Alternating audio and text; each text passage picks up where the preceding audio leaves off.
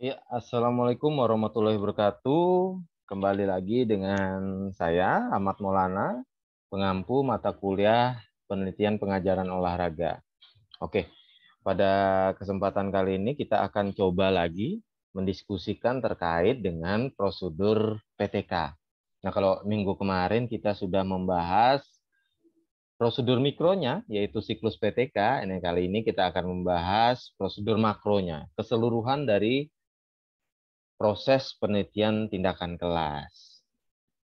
Oke, nah, kali ini kita pelan-pelan saja, kita sambil banyak nanti sharing-sharing, berdiskusi terkait dengan prosedur dalam penelitian tindakan kelas. Oke, kita mulai dari prosedur PTK. Nah, prosedur PTK ini saya rangkum menjadi 6 saja. Jadi ada tahap identifikasi dan analisis masalah, ada tahap penetapan fokus masalah, ada tahap perencanaan tindakan, ada tahap pelaksanaan tindakan, ada tahap observasi, dan juga ada tahap refleksi. Nah, inilah tahapan daripada penelitian tindakan kelas.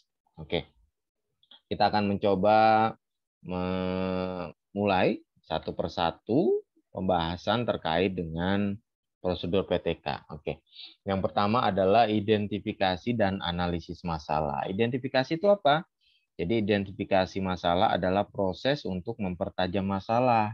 Nah, teman-teman, rekan-rekan mahasiswa nanti ketika sudah mengajar akan melaksanakan sebuah penelitian tindakan kelas harus dimulai dari mengidentifikasi masalah.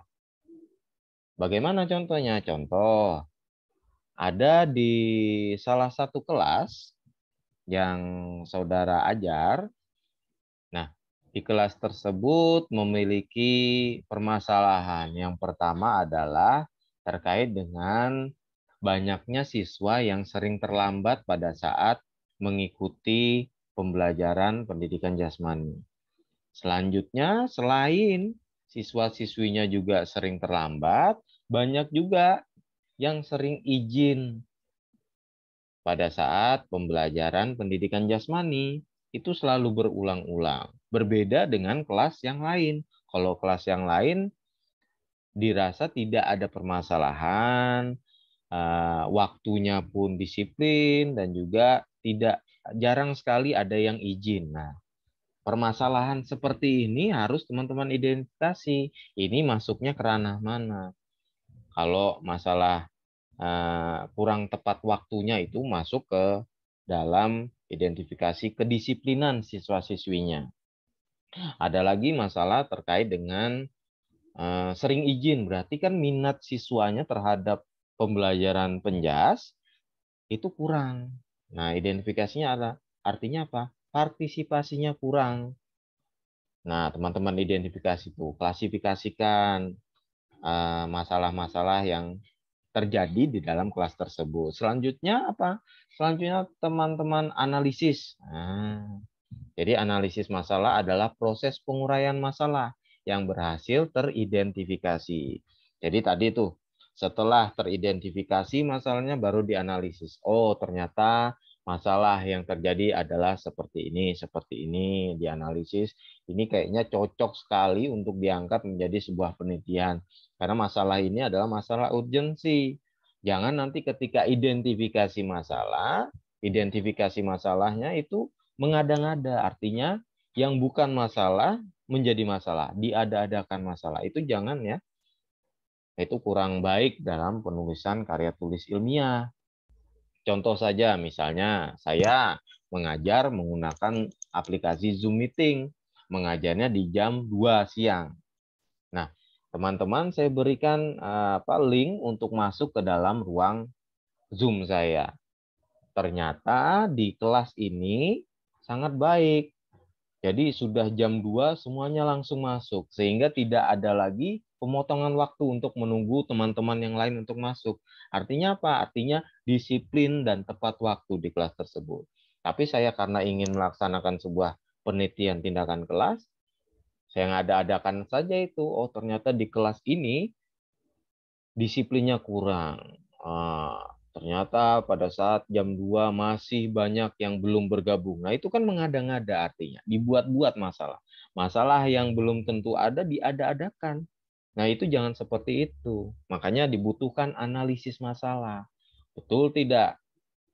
Sesuai dengan masalah yang sudah teridentifikasi. Oke. Selanjutnya adalah masuk ke penetapan fokus permasalahan. Nah, ini nih. Setelah diidentifikasi, dianalisis, baru ditetapkan fokus permasalahan. Nah, ujungnya adalah proses penetapan fokus masalah adalah pembuatan rumusan masalah. Nah, ini menjadi rumusan masalah dalam penelitian yang saudara mau angkat. Oke. Lanjut lagi ke dalam tahap perencanaan tindakan. Nah, ini yang penting nih, tahap perencanaan tindakan. Kalau di siklus tuh ada tahap perencanaan. Kalau di makronya ada perencanaan tindakan. Yang pertama adalah pembuatan skenario pembelajaran. Ini penting ya. Jadi segala sesuatu itu memang harus dibuat skenarionya. Kan guru juga bertindak sebagai sutradara seperti video saya yang pertama itu. Jadi seorang guru juga merupakan seorang sutradara karena dia membuat skenario pembelajaran. Artinya pembelajaran ini cocok atau tidak dilaksanakan di kelas tersebut. Nah itu. Mulai dari menyusun RPP sampai segala macam itu dibuatnya di tahap yang pertama. Yang kedua adalah persiapan sarana pembelajaran. Ini tidak kalah penting. RPP-nya sudah dibuat menggunakan media ini, menggunakan sarana ini. Ternyata di sekolahan sarananya tidak memadai, ya tidak bisa dilaksanakan. Contoh, misalnya saya ingin meningkatkan kecakapan bermain tenis meja untuk siswa kelas 11 misalnya. Melalui pendekatan bermain. Nah, sudah saya buat itu RPP-nya. Ternyata di sekolahan saya tidak memiliki meja tenis meja. Nah, juga bermasalah. Sarananya tidak ada. Bagaimana saya bisa melaksanakan sebuah penelitian kalau sarananya tidak memadai? Jadi sarana juga harus dipersiapkan. Atau tadi kelanjutan yang tadi. Bagaimana cara agar kita untuk meningkatkan minat siswa? Apakah diberikan pujian atau bintang reward misalnya? Nah, bintangnya itu bentuknya apa? Apakah hanya tulisan di absen berbentuk bintang, atau memang bintang sungguhan kita buat dari kertas langsung diberikan kepada siswanya? Nah, itu memang harus dipersiapkan. Makanya dibutuhkan perencanaan yang matang dan juga persiapan yang matang. Dan yang ketiga adalah persiapkan instrumen penelitian. Nah, ini yang penting. Jangan sampai ketika saudara sekalian sudah meneliti, ternyata instrumen penelitiannya saudara tidak tahu. Nah, bagaimana nanti cara untuk mengolah datanya? Bagaimana nanti untuk menceklis-ceklis apa saja yang perlu untuk diteliti atau tidak. Nah, ini instrumen penelitiannya harus dipersiapkan.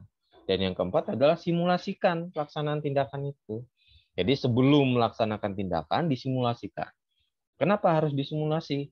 Ya, karena kita kan juga melaksanakan ini tidak sendiri. Butuh yang namanya rekan sejawat atau kolaborator. Nah, biasanya kalau kita mengajar tidak diawasi tuh, tidak ada yang checklist, tidak ada yang mengamati. Ternyata pada saat melaksanakan penelitian tindakan harus ada di dalam melihat apakah benar ini sesuai dengan materi yang diajarkan, bagaimana tahap-tahapannya, waktunya bagaimana, materinya sesuai apa tidak. Nah, ini yang penting nih. Kalau kita tidak simulasikan nanti akan terjadi kecanggungan. Yang jadi kolaborator juga canggung, kita juga canggung. Biasanya kan tidak ada yang mengawasi, ternyata ada yang mengawasi, seperti ujian saja. Makanya dibutuhkan simulasi. Oke, lanjut. Saya lewatkan saja tahapan pelaksanaan, karena kan penjabaran daripada perencanaan tadi. Oke, selanjutnya ada tahapan observasi. Nah, observasi juga ada langkah-langkahnya tuh. Yang pertama adalah maksimalkan peran kolaborator. Nah, ini yang penting nih. Jangan sampai kolaborator itu hanya sebagai teman saja. Nah, sebagai untuk mengawasi saja. Yang penting ada datanya lah. Bahwasanya penelitian yang kita lakukan ini ada kolaboratornya, kan tidak bisa.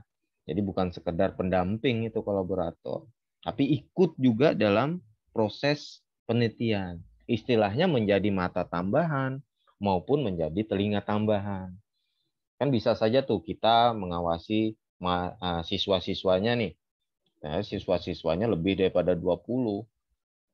Tentu saja ada beberapa kejadian yang kita terlewat. Bisa saja ada siswa yang sering mengganggu temannya, kan itu terlewat. Sehingga dibutuhkan kolaborator. Nah, itu menjadi mata dan juga telinga bagi peneliti, kan saling menguntungkan. Yang kedua adalah menggunakan lembar observasi yang efektif. Nah, ini harus ada checklist-checklistnya nih. Jadi memudahkan juga dari peneliti, juga memudahkan kolaborator. Jadi bukan cuma asumsi, ada dokumen-dokumennya. Yang ketiga adalah memanfaatkan teknologi. Nah, ini selain juga kolaborator yang mengamati, kita juga paling tidak bisa juga menggunakan atau memanfaatkan teknologi seperti kamera. Dan kamera kan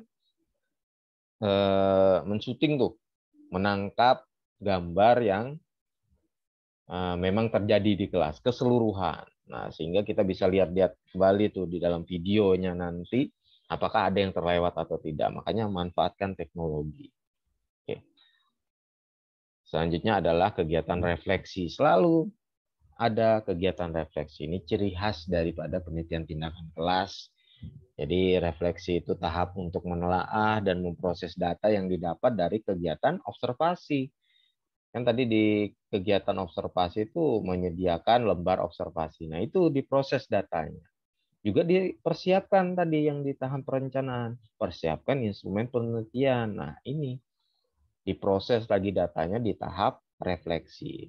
Sehingga menjadi satu kesatuan langkah-langkah dalam melaksanakan sebuah penelitian tindakan kelas. Oke, saya rasa cukup materi kali ini tentang prosedur PTK. Kurang lebihnya saya mohon maaf. Silahkan didiskusikan kembali terkait dengan prosedur PTK. Bila ada yang ingin ditanyakan, silahkan ditanyakan. Kita berjumpa kembali di video selanjutnya. Saya akhiri. Assalamualaikum warahmatullahi wabarakatuh. Tetap jaga kesehatan. Terima kasih.